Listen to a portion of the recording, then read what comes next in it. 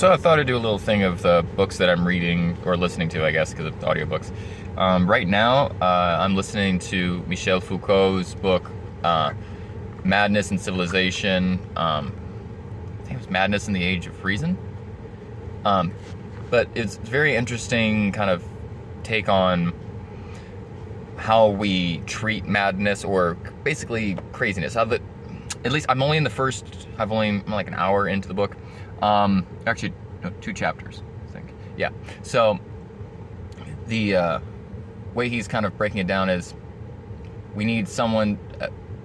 Society seems to kind of take a group of people that have certain undesirable qualities, and we make them the kind of the blame for everything. We make them the scapegoat, or we just kind of like, oh, these we don't know what to deal with these things. And right now, I'm listening to the part of where he's talking about how they would, at least according to his book, take people that were mentally disabled and then put them on ships because they just wanted to get rid of them. And so the easiest way for them to do that was to make them sailors. And it's like, holy fuck, that is such a weird concept. I don't know if they actually did that or not, because I actually need to do some fact checking on him. But so far, an interesting concept, because it kind of reminds me of how homelessness now is kind of viewed.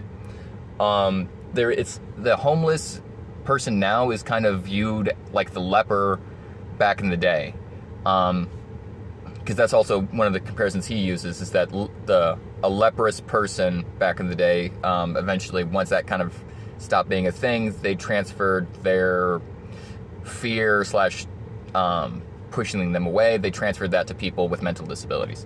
I think we have the exact same thing with homeless people now.